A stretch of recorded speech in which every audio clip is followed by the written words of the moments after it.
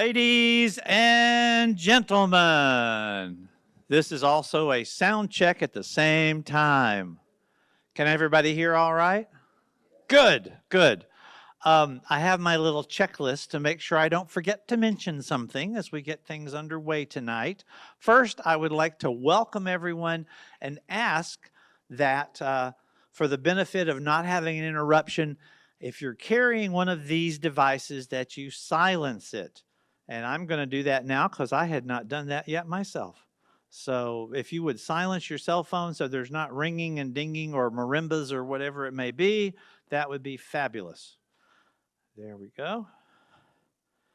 And first bullet item, that was it. Second bullet item, I would like to thank the Greenville County Library for sponsoring our Tuesday talks. They go way back. Our Tuesday talks have been done since the very first one I attended. Actually, they had been started just before that, but I remember the very first one was not in this library. It was in the main library, which is now the Children's Museum. And it was upstairs in the boardroom. And there was George Frine doing the presentation in character as the guy who wrote Moby Dick. Yeah, him. And there must have been a full house of nearly 12 people there. I think this was 99 or 2000. So things have grown a bit over time. But since then, the Greenville County Library has been sponsoring the Tuesday talks. And I'll mention, just in case you haven't noticed, in the back of the room, there are materials that have been pulled from the collection that if you would like to do further reading or study or things of interest, they are available for checkout there in the back. And if you have your card with you, of course, you can check out. But with your ID, you can actually do a checkout. If you didn't happen to bring your library card, you can still do a checkout if you have a library card registered here. And if you don't, you can even sign up for a library card while you're here. They make it easy for everybody. I should mention that we can always use more volunteers. Of course, we have several people helping out tonight, making sure things get done, making sure announcements are made and the questions are asked and answered and all that. But we can always use more volunteers, especially with our big summer festival coming up. And you may have friends that volunteer that will tell you how much fun it is to come and do these things and be a part of the show. So feel free to sign up and volunteer. They've got some sign-up materials over at the table there. We'd be happy to have your help. Sometimes the help involves driving a performer to a venue or passing out flyers and information, our program guides and all those kinds. There's all kinds of little jobs that make it possible for us to have the Chautauqua now for more than 25 years. Next bullet item. Oh, the next bullet item is the one you actually want to hear. It's all about our speaker tonight, Ms. Becky Stone. She grew up in Philadelphia, Pennsylvania, but don't hold that against her, where she went to Vassar, where she earned her degree in drama. She then earned her Master's of Arts in Elementary Educational Counseling at Villanova. And she worked for 7 years as an elementary and middle school counselor with the Philadelphia school system. Moving to North Carolina, she taught drama for 10 years in a Christian classical school. And with her performance experience, it has included acting professionally in regional theater companies and storytelling in schools and at universities, museums, festivals, camps, and libraries. She presented her first Chautauqua character right here for the Greenville Chautauqua in 2003 when she presented that amazing, interesting person that more people should know more about, Polly Murray, for us. And she has since developed characters of Rosa Parks, Harriet Tubman, Maya Angelou, Josephine Baker, and this summer, for the first time, premiering here, Stagecoach Mary Fields. an amazing and interesting, it's one of the wonderful things about Chautauqua. We present you with people from history stepping out of the pages of history that you have perhaps, for some reason or another, never heard of. Legendary people, not legends as in terms of made up, but legendary people who did incredible things. And as you will hear tonight, Stagecoach Mary is one of those. So, without further ado, let me introduce our speaker for tonight, Becky Stone. Thank you. Thank you, Larry, for that introduction, and thank you all for being here. I am presenting Stagecoach Mary for the first time this summer, and I'm here tonight to share with you what I've learned about Stagecoach Mary Fields over the past year. Now, Stagecoach Mary is noted for being the first African-American woman to be a star route carrier. And she ran that route in Montana in the 1890s from Cascade, which I've circled. I don't know if I'm gonna, the little black dot that is Cascade is near the C of Cascade, the capital C, between Great Falls and Helena. And to the west are the Rockies, but Cascade is on the Birdtail Prairie in Montana. And you can see it's pretty far west in Montana. Cold, long winters, lots of snow. And I did not bring the data on how much snow there was then, but I did compare it to what they get now, and it was more and colder. And why people would live out there, I never know, because that's not what I would choose for myself. But that is where Mary Fields lived as an adult. She was about 40 years old when she moved out there. Now, what is a star route carrier? In 1845, the government, our US government, said the post office could contract with carriers to deliver to routes that were way too far for them to reach every day, and people living too far away from each other.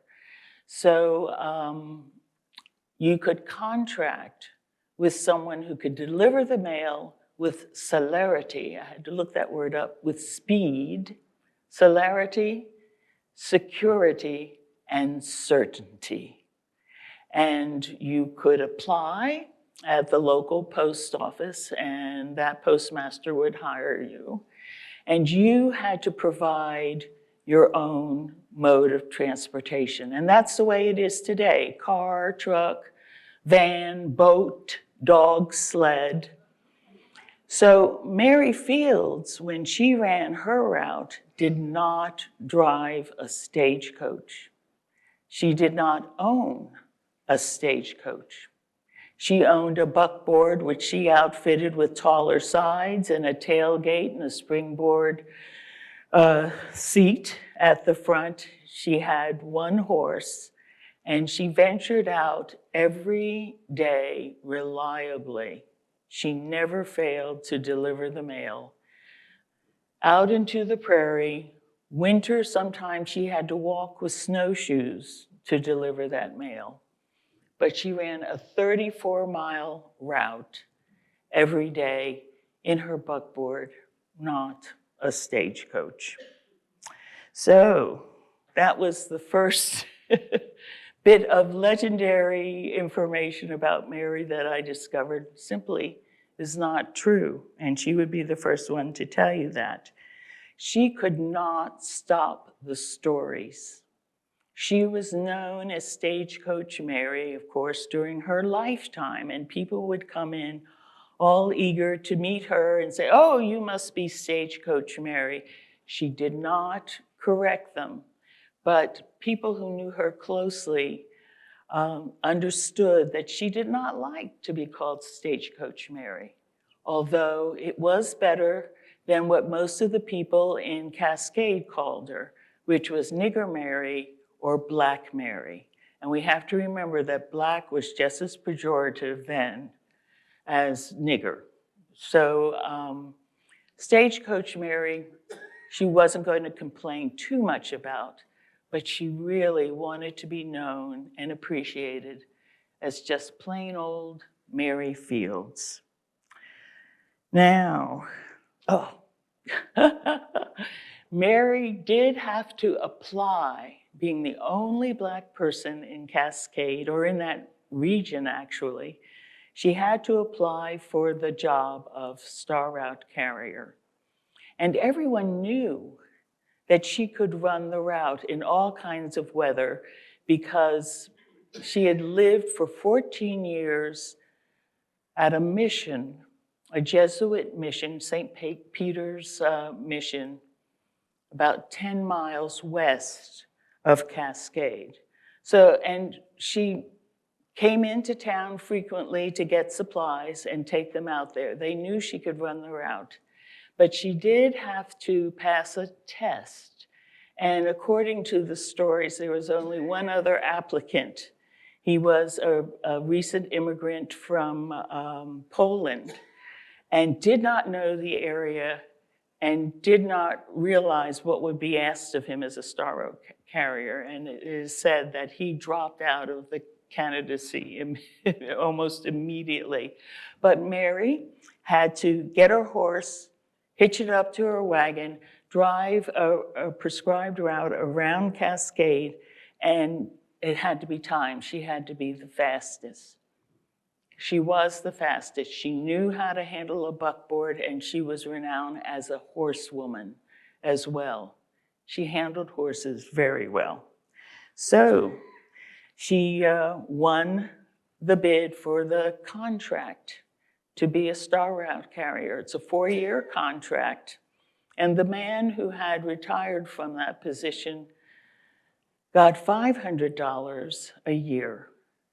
And Mary had to negotiate along with one of the nuns to make sure that she got more than $150, which was what she was originally offered. So eventually, she was paid $325 a year.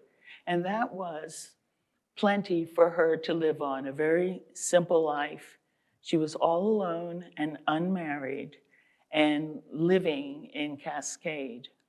But for the 14 years before that, she had been living and working at the St. Peter's Mission with the Ursuline nuns.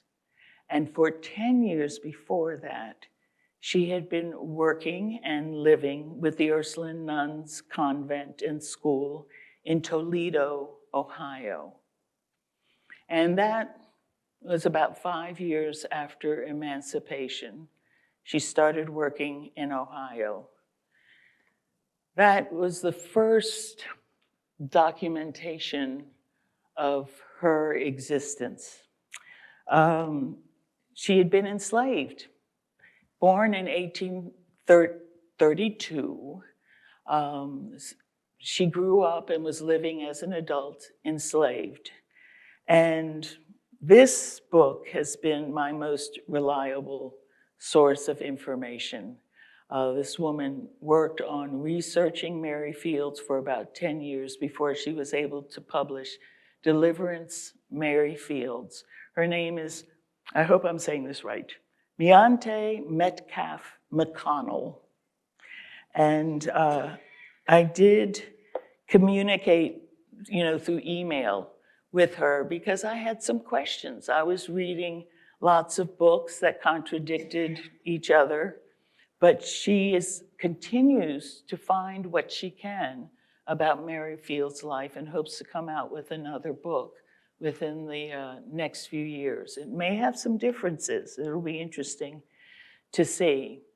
But according to Metcalf McConnell, Mary Fields was born in 1832. Of course, there's no record of that. People did not keep track of the births of their property. And so for some reason, Mary Fields chose 1832, and she even chose a birthday for herself, March 12th. But maybe, probably, she was enslaved in Hickman County in Tennessee with the Warner family. However, and after emancipation, it is clear that she left wherever she had been enslaved. And the stories are that her first job was as a domestic on the steamboats going up and down the Mississippi. And this big story is that she was working as a domestic on the riverboat, the Robert E. Lee, when it raced the Natchez from New Orleans up to St. Louis, and that she was on the boat then. There's no information to confirm that, and the author of the book, McConnell, said that she couldn't find anything to prove or, disprove. The records of employment records, all that kind of stuff had just been lost years ago. Fires, floods, all of those things make it difficult to find accurate information.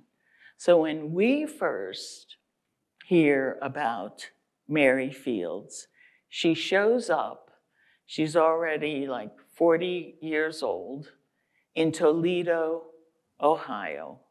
And she accompanies a young woman named Sarah Dunn to the school at the Ursuline Convent in Toledo. And there's no concrete information that she had been enslaved by Sarah Dunn's family. But when Mary got to Toledo, she asked for a job there. And it is a matter of fact that she did get a job maintaining the facilities at this convent in Toledo, Ohio. There is not much written about Mary. After all, she was kind of just a laborer there in the convent. But we do know from letters that the nuns wrote to each other that she had an ornery disposition.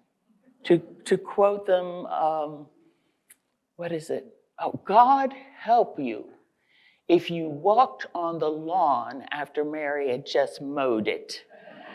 And I checked out what mowing a lawn would be like in the 1880s. And you would have to do it with a lawn scythe. You'd have to do it by hand. So I can totally understand why she'd be upset that people would be walking on her lawn.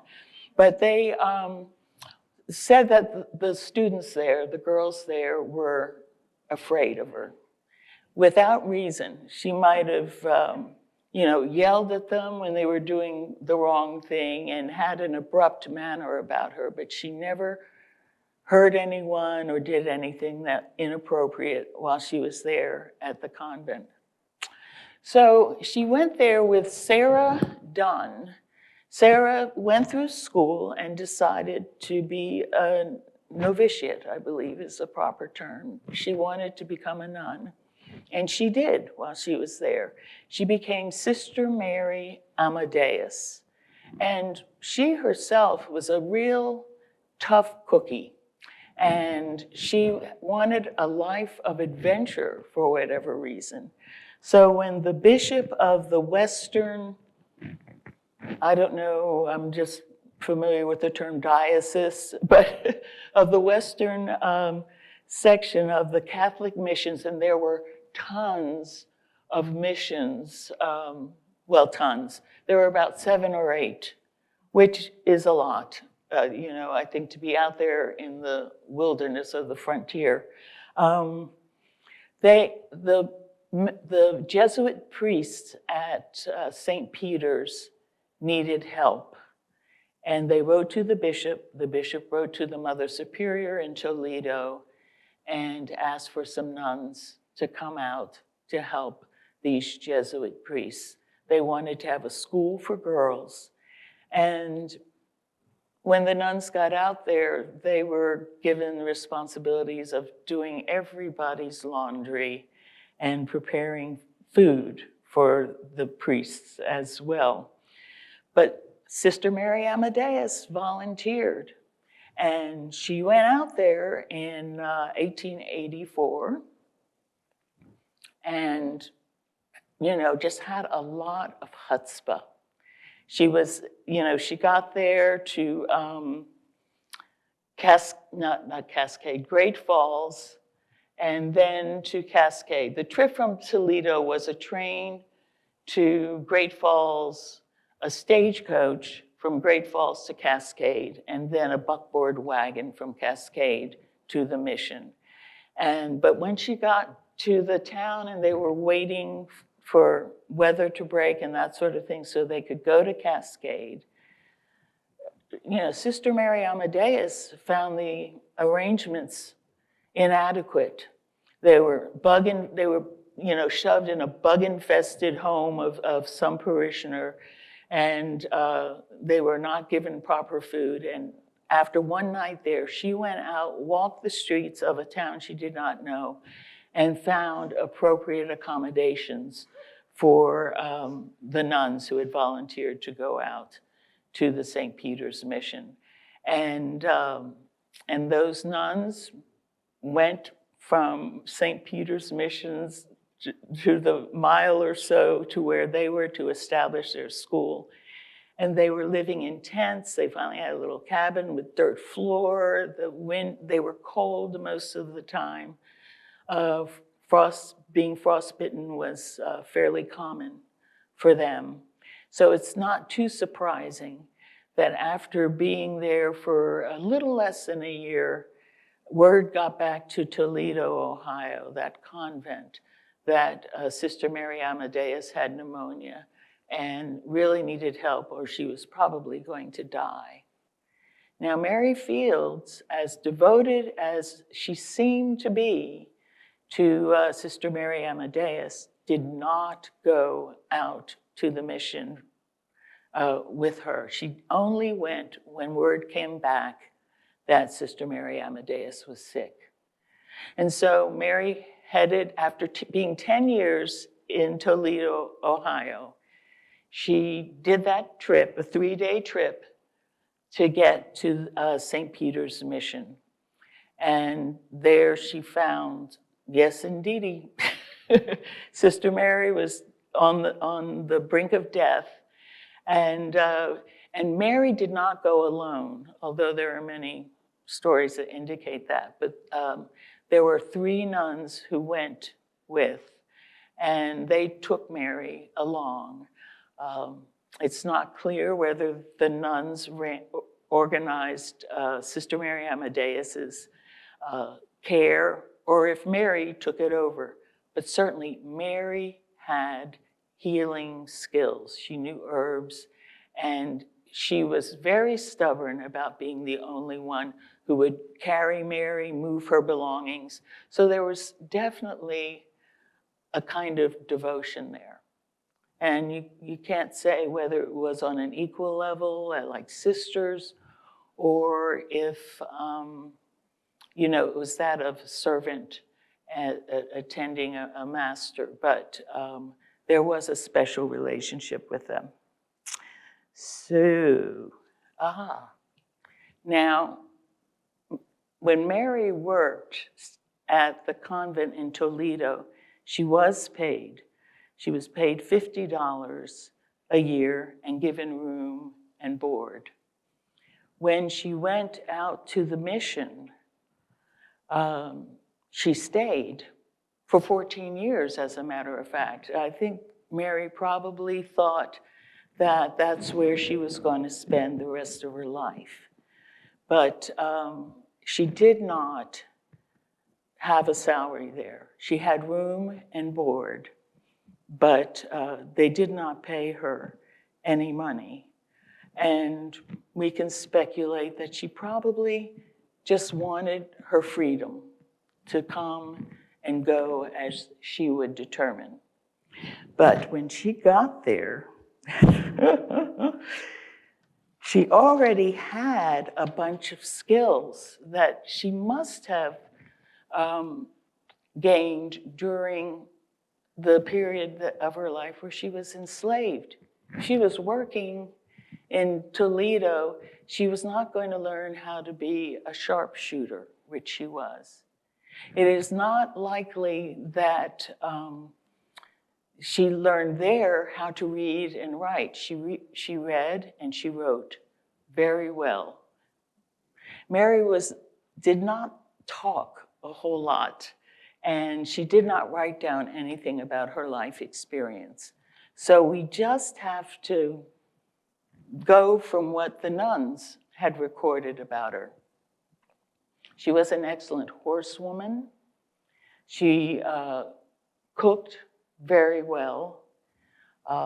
She gardened very well. She grew the flowers and the vegetables that they needed to stay healthy through the winters out there in Montana. Her sharpshooting skills came in handy because she was able to get meat for them so that they could last through the winter. She built and, grew or developed or whatever, a hennery of 400 chickens that gave them meat and eggs. They would not have survived if Mary had not been there. She knew how to build buildings. She helped them build their first sturdy, reliable buildings there at the mission. And this is all for the nuns. I think I do have a picture near the end of St. Peter's Mission. The priests had a stone building, and it wasn't until several years later that Mary helped them build a stone building for the girls at the school. They started off with about 12 or 15 girls.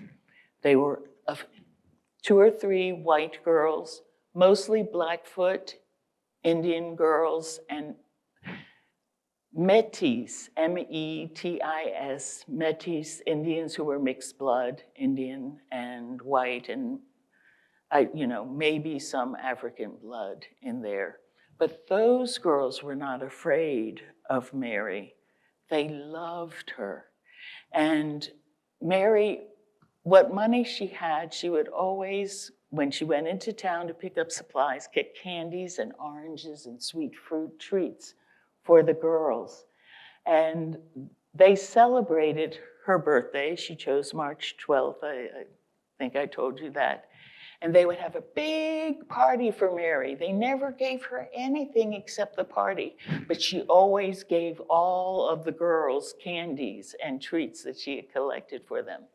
Another tradition she developed while she was working at the mission was that on May Day, she would take the girls out, and a few of the boys that had earned her friendship from the boys' school, they would go out to the mountains and pick wildflowers, have a picnic, and then make posies and deliver them to people when they went back that afternoon at the mission and at the school. So Mary was beloved by all of those children, and the nuns knew perfectly well how dependent they were on Mary. So with good reason, she thought she was going to be there the rest of her life. Now, one thing at Miante, I'm not really sure about that name, Metcalf McConnell's website, she provided a chart that I want to share with you now of things that through her research over 10 years, she found were either true or not true about Mary Fields. And this first column is true, and the next, I couldn't get it onto the screenshot that I took, but the headings. But the second column is false. Okay. Yes, Mary Fields was 6 feet tall and weighed 200 pounds. I was so excited to see that. Other than Maya Angelou, I don't do any characters that were as tall as I am. And she weighed as much as I do too. So I was so excited, and dadgummit, those are the first things that McConnell says were not true. She's not 6 feet tall. She did not weigh 200 pounds. Everyone believes that she wore men's pants. She did not. You'll see in the pictures at the end, she's always in a skirt. During the winter, she did wear woolen men's pants under her skirts to keep warm, but she did not wear pants all the time. Routinely swore and cussed in public. Mary would never do that. She was not as proper as a nun, but she would never cuss in public or swear, and no one had heard her do that. Mary Fields smoked cigars, and she did.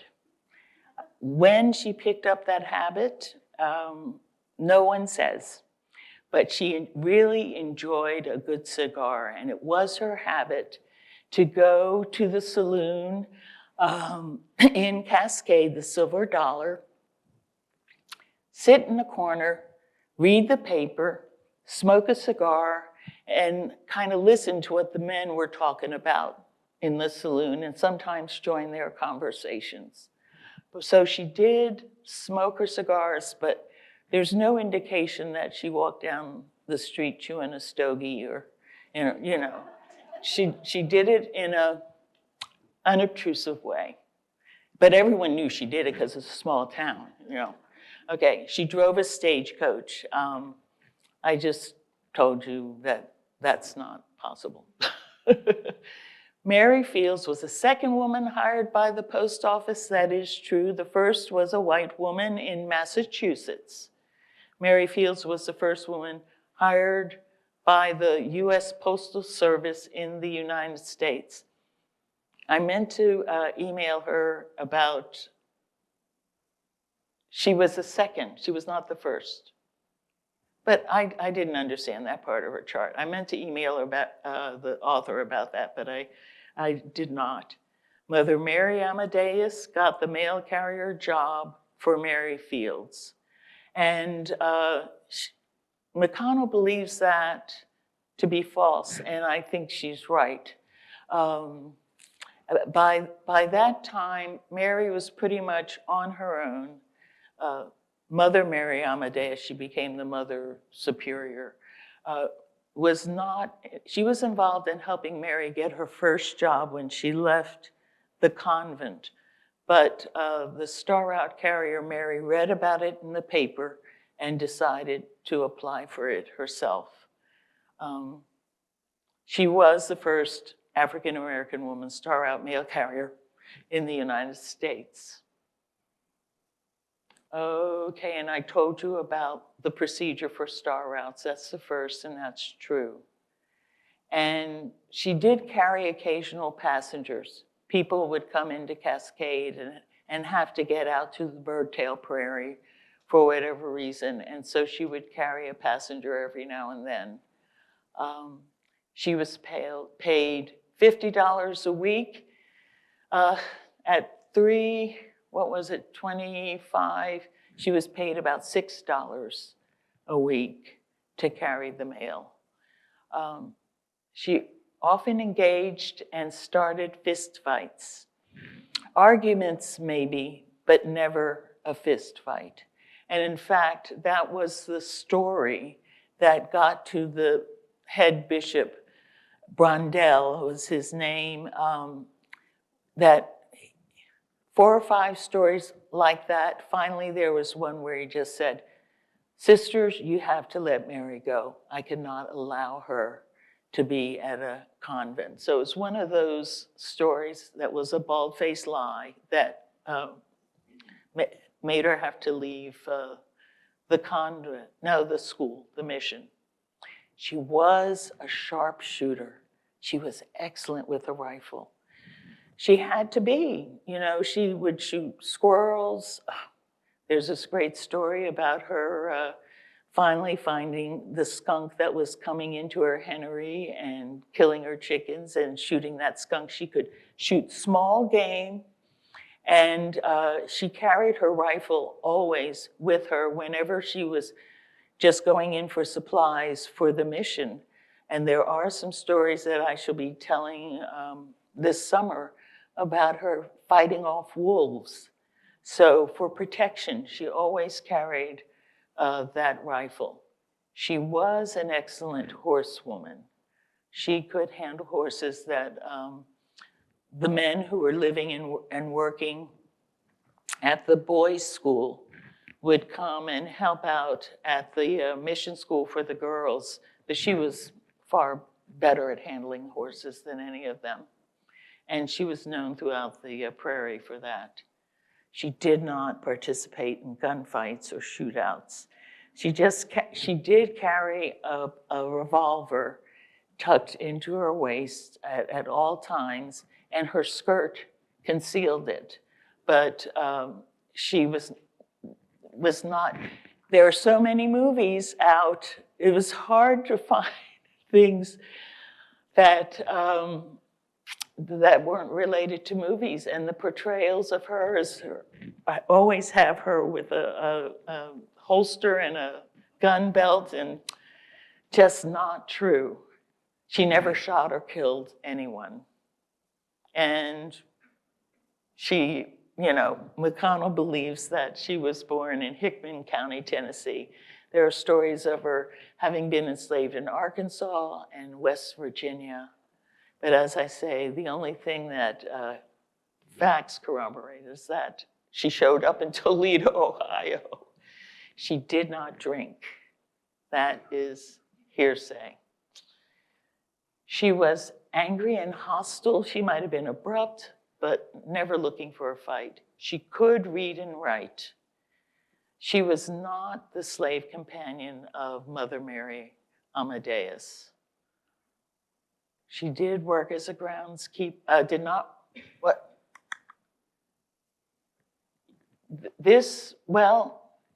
that is true, that she worked as a groundskeeper, Ohio to Montana. Yes, that's when true, Mary Fields nursed the Mother Amadeus back to health. True. She got the contract. There's a description of her contract. That is true. She signed the contract for a second 4-year stint. And by the time she retired, she did not sign that contract. She was 70 years old. She thought maybe she's time to stop doing this. She operated and established a laundry service after the mail route. I don't know if she talks about the restaurant. Right after she was told to leave the mission, she went into Cascade, and the Mother Superior, Sister Mary Amadeus, helped her set up her own restaurant. And she was a good cook, and people liked her food. But that's the only thing at which I have found that she failed. In less than a year, she went broke because she was always feeding people and letting them pay her later. And of course they didn't, and she just ran out of money and her business failed. But the laundry service was successful. A child care service. That's part of the reason that Mary Fields was so beloved in Cascade, was that she loved children. She loved the girls at the school, and she loved the children in Cascade. And the women in Cascade trusted her with their children. So yes, She established a child care service. She loved them all. And this, this next longer section is just McConnell's ode to Mary Fields and the sweetness of her. I don't think there are any great facts in there. It is said that Mary Fields owned and operated a saloon, and that is not true. That she was a saloon woman, which of course means that she was a prostitute. Mary Fields managed to keep a good relationship with everybody there. The men, the women, and the prostitutes, you know. There was one Asian family in Cascade, and they ran a laundry. So they were her competitors, but Mary checked in on them and visited with them. She had a good relationship with them. She was never a member of an outlaw gang. She never wore a top hat. And, you know, and these are things people believe about her, I think, because of the movies that have been made. She did not know Nat Love, who was not only an African-American cowboy, but he wrote about what he did, and he gave himself the name of Deadwood Dick. So he was a very famous African-American cowboy. She didn't know him. She didn't know anybody. Treacherous Trudy was an outlaw. Bass Reeves was a U.S. Marshal. These are all African-Americans. Jim Beckworth, oops, was she spelled wrong? Jim Beckworth was a scout, among other things, a fur trapper. And Rufus Buck was an outlaw.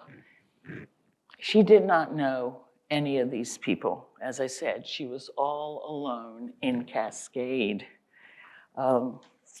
I often wondered why she was happy to be the only African American in a town of about 700 people. And I've read several essays that suggest that it was her desire, and it was a good plan for survival. After being enslaved until you're about 35 years old or whatever, you know what kind of horrors can happen if the white population around you decides, you know, let's have some fun, or they're angry with you or whatever. As far as we know, Mary Fields protected herself by staying in a convent in Toledo where everyone knew her, and she had the safety of being in that convent. And then she went to the mission out in western Montana, and it was the same situation.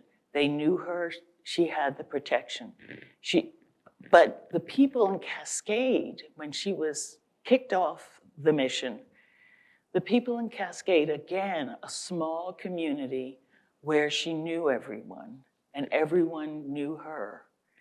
And she found a niche for herself. She was not going to be accepted by the white women in the community. They trusted her to do laundry and to take care of their children, but she was not going to be a member of their social clubs. However, by frequenting the saloon, especially the one where eventually the guy was elected mayor, the business owners, all of the powerful white male elite hung out there, and she was the only woman. She could read and write. She participated in their joking around. She participated in their, I guess, the equivalent of golfing, but she would participate in sharpshooting contests with those men, and they all knew that she was going to win, or at the very best, worst, come in second, but usually she won.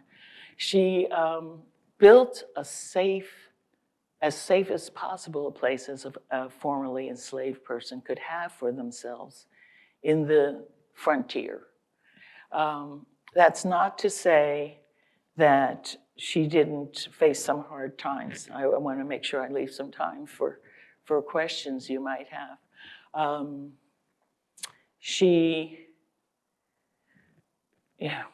There were little incidents, but the big incident, she was 80 years old when they burned her house down.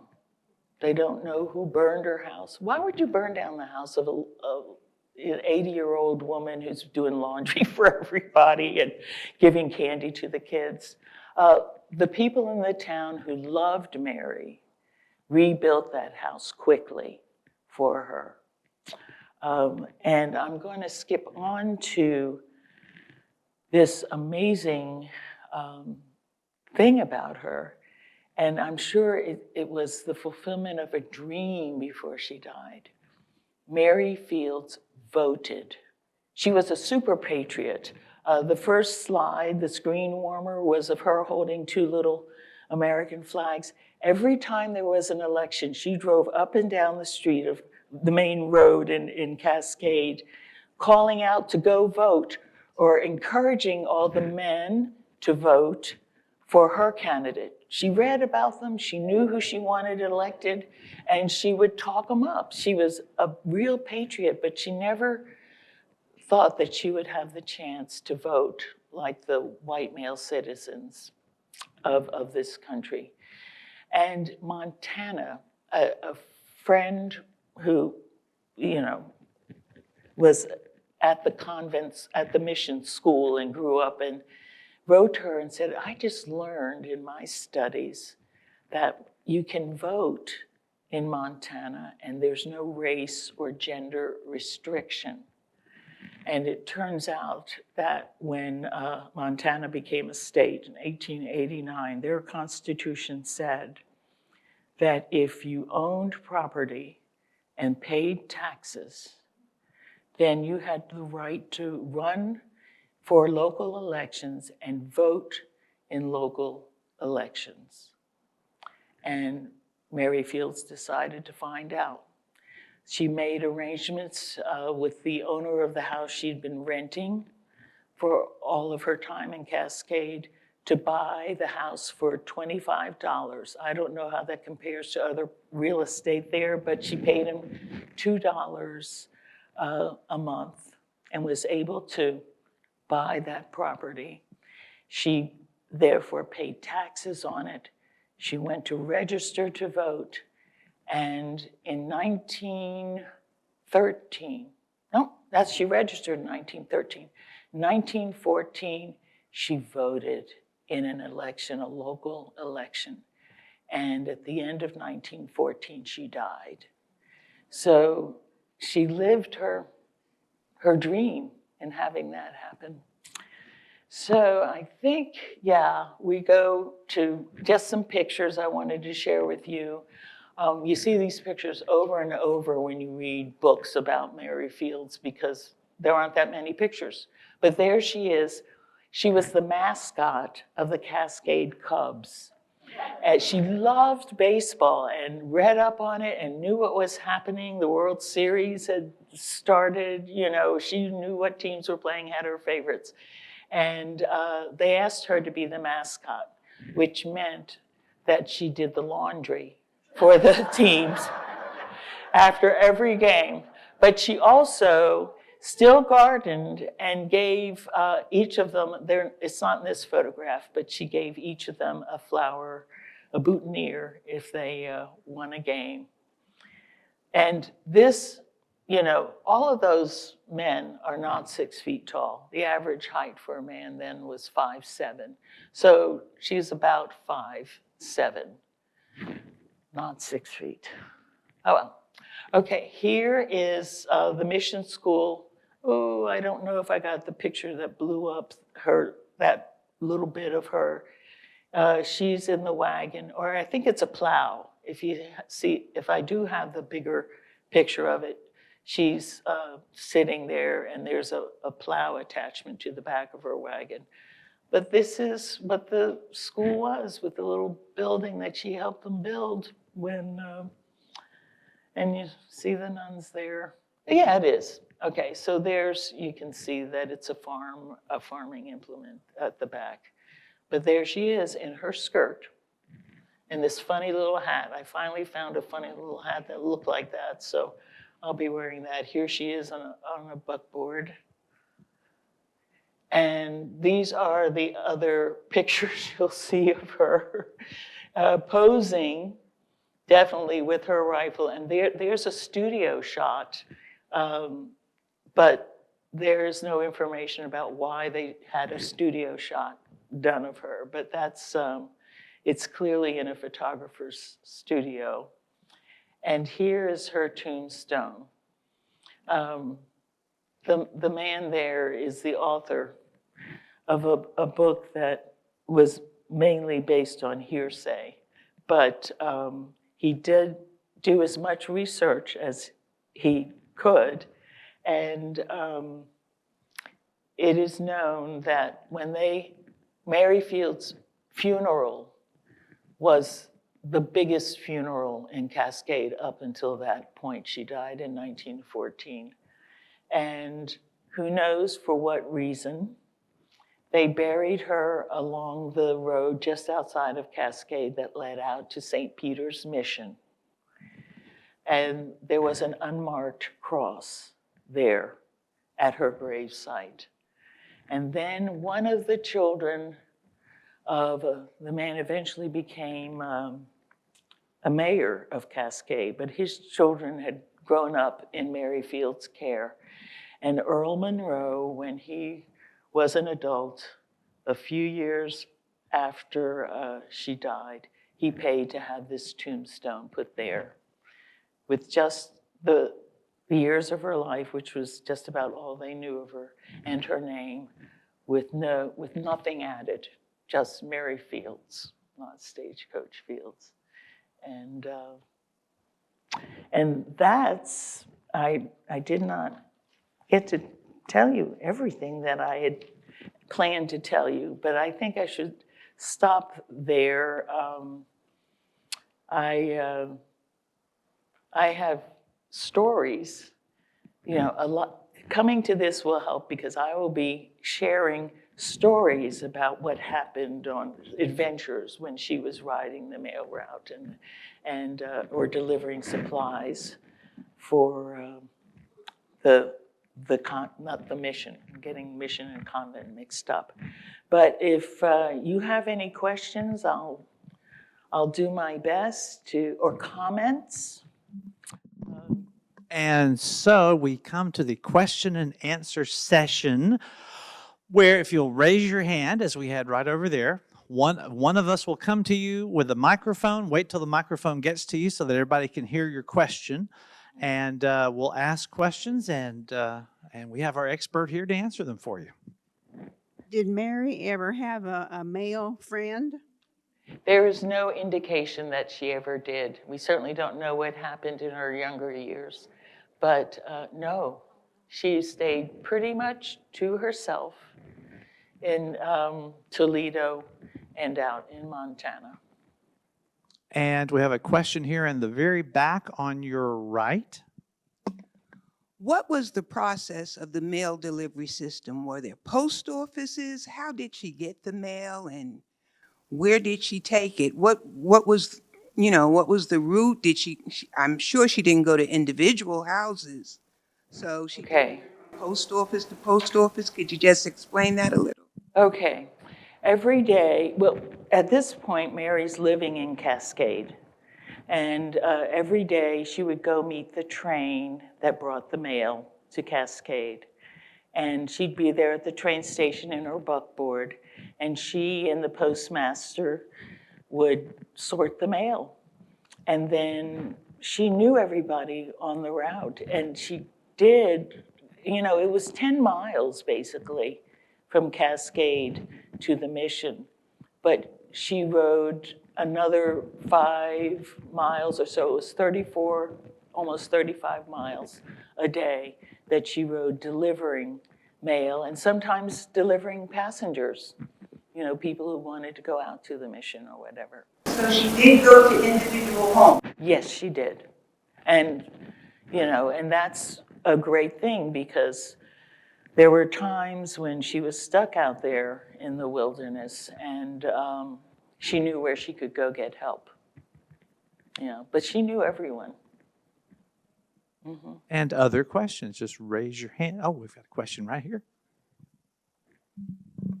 Did she just use one horse or did she have to change horses during this 34-mile trek? She used one horse. It was her horse, and she took good care of it. And the man who she did not keep it at her house. The man who ran the stable knew she was going to come and run the mail route. He took good care of her horse as well. And that was part of her expense as a Star Route carrier, was to keep her horse healthy. At the mission, they had about 4 horses and a buckboard wagon that she drove. And usually when she came into town and then back out with supplies, she never knew how long she'd have to wait. But she would have 2 horses. And a question, I believe. Do you have a question? What put you onto Mary Fields? How did you find her? That man right there. He said, "Do you know about Mary Fields? We'd like you to do her." And I just went to the internet and just thought, oh, well, this sounds interesting. Now I go to the internet about Mary Fields, and there's a lot of it I discount. But, I went to see how many books there were on her, and there are quite a few. And I started. Yeah, that was last year.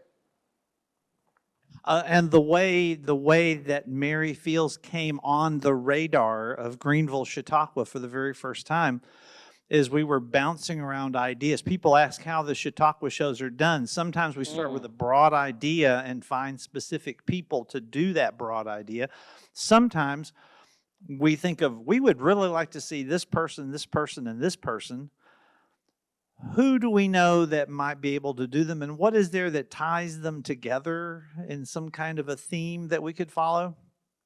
We were sort of pursuing a Wild West theme and had some ideas for Wild West characters. And then we decided the Wild West was too narrow, but as a Wild West character, a woman in the Wild West with the experiences of a riverboat and the experiences of the convent life, the Indian schools, which are an issue in themselves, Mary Fields stood out as having someone from slavery to mail routes to the whole thing. She covered all the West. So she was a great Western character. We broadened it beyond that, and we ended up with a set of characters and the idea of image or truth, which is our theme for this year.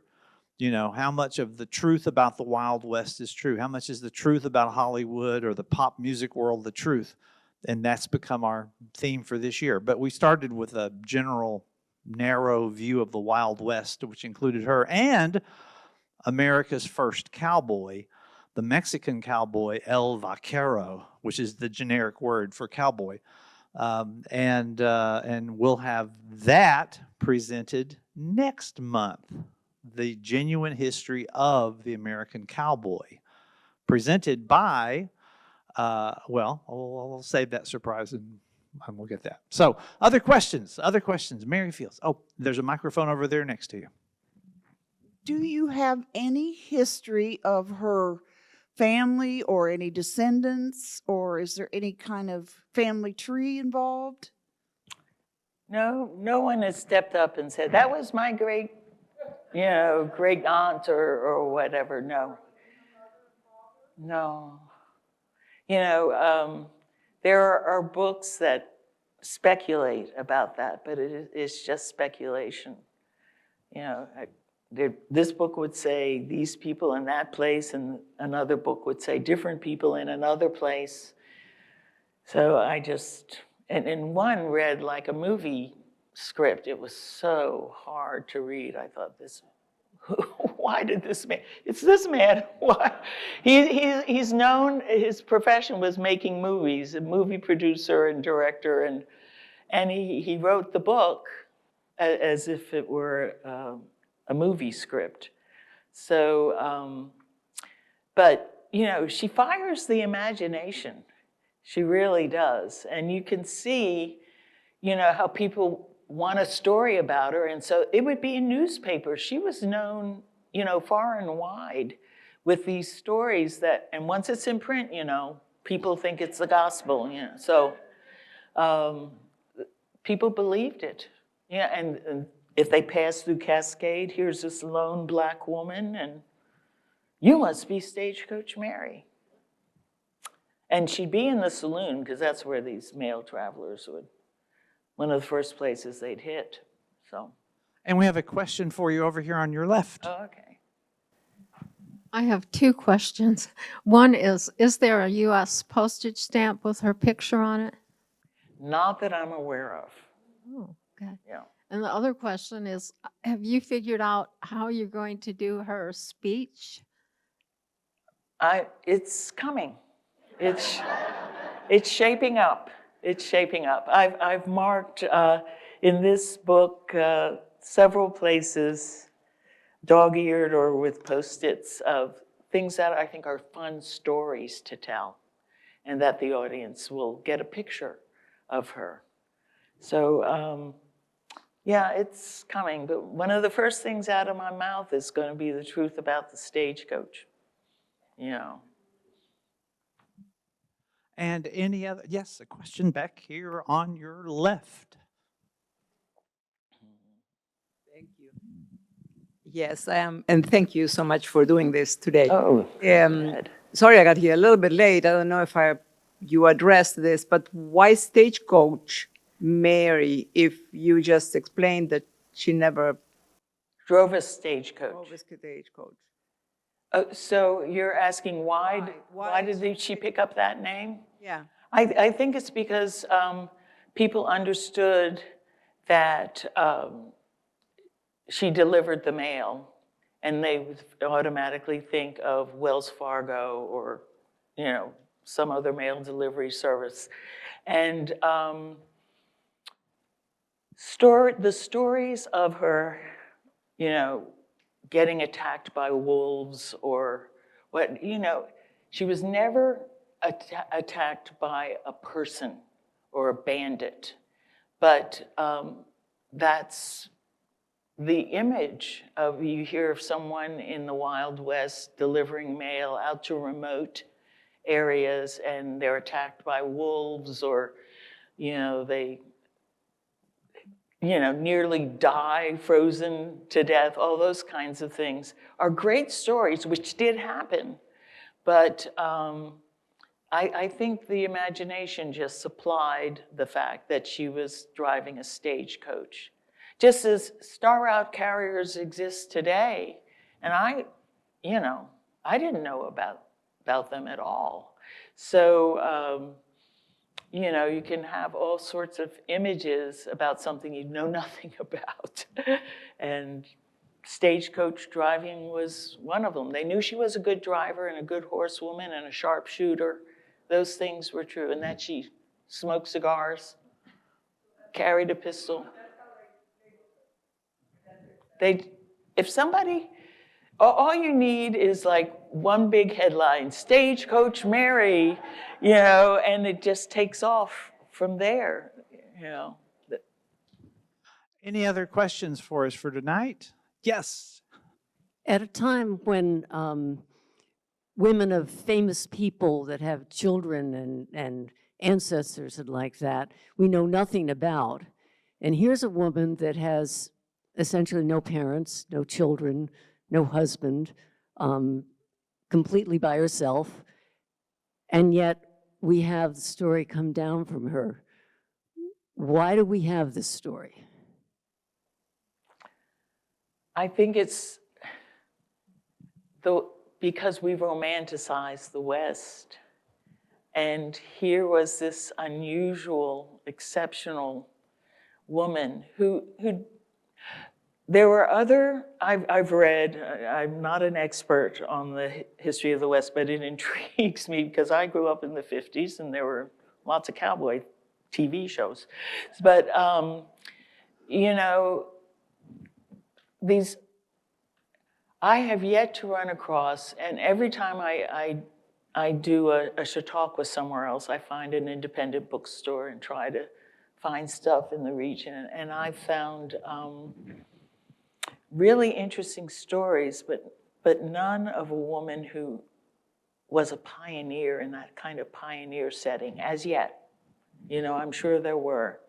But very often, even if you look at the famous African-American women who went west, they end up in big cities, you know, and not out in the prairie somewhere. So I just think it captured people's imagination. It captured the imagination of people of her contemporaries.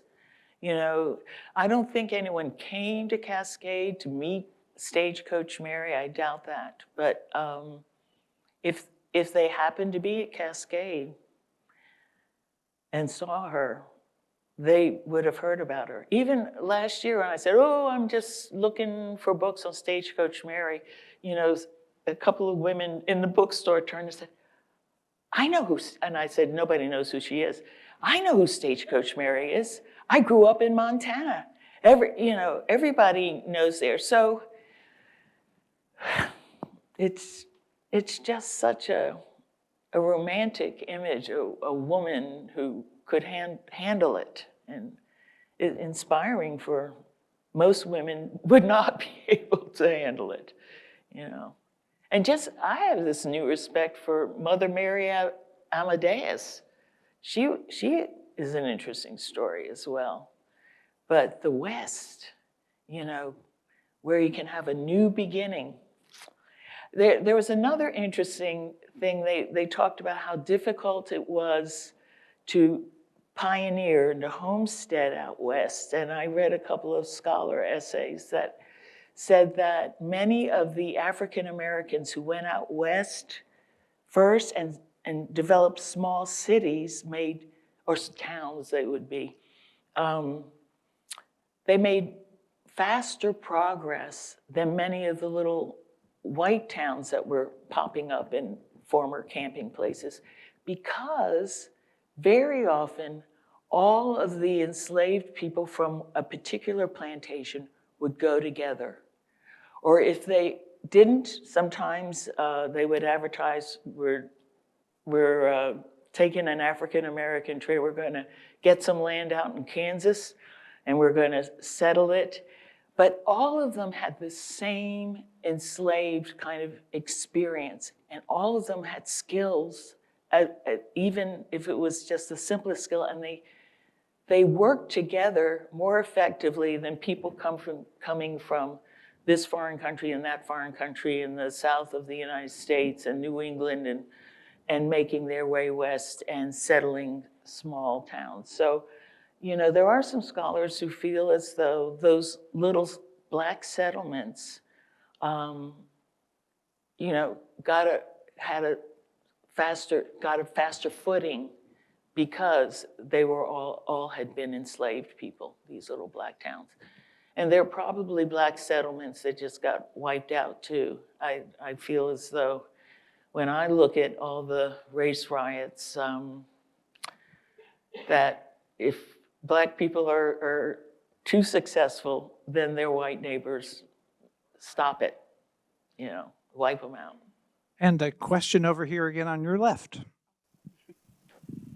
Okay, I don't really have a question, but the question was raised about not knowing her ancestors. So since she was born as a slave, maybe that's why we don't have a real record of who her family is. Right, that's the reason. And they're not really sure who the masters, the owners would have been. So I'm looking we don't forward know to where her the name next Fields book comes to see if from. she's found out more. And so the name Fields, often you think of a newly freed person taking the name that they grew up on the plantation of somebody, but we don't know. As far as we can tell, she chose the name Fields. And she had to, sign, oh, I've forgotten the story about it now, but she chose a middle initial. She decided she wasn't going to sign it just Mary Fields, and she chose a middle initial. Question in the back here. I've had 3 incidents where people from Montana said, I know who she is. They might not know much about her, and they might know just the myths about her, but yeah, I feel as though at least people in Montana know about her. It's always quoted, I can't remember even now what the exact words are, but in Ebony, a black publication, I don't even know if it's still published, but in Ebony magazine, there was an interview with Gary Cooper, who grew up in Cascade. And he said he remembers seeing her and how everyone in the town talked about, how wonderful she was.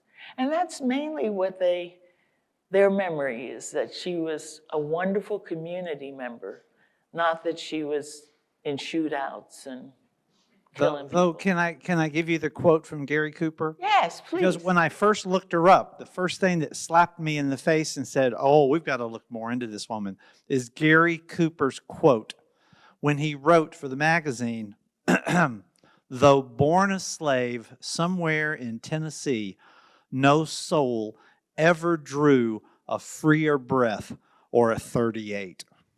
It was a great quote. I mean, Yeah. Question over here. No, she was not. Okay, the question was she particularly religious? And you might think that's considering she spent about 25 years with nuns. But no, she was a Christian in that she knew about God and Jesus, but she did not profess any particular Christian sect. The nuns were always worried about that. And when she, out at the mission, when she recovered from one of her harrowing experiences out on the prairie in the dead of winter, they said they wanted her to come to church, and they made a dress for her, a very lovely dress. I don't know whatever became of the dress, but they made it for her, and she went to church. They were all like, oh, here's Mary. She went to church one time. So, but, she believed in God and believed that God saved her those times where she was really stuck. all right, with that, ladies and gentlemen, we're wrapping things up here tonight. Thank you. Thank you for being here and such good questions. Thank you. And remember, coming up in a month, we have the story of the true story of the American West and the American cowboy. It may not be quite like John Wayne would lead you to believe.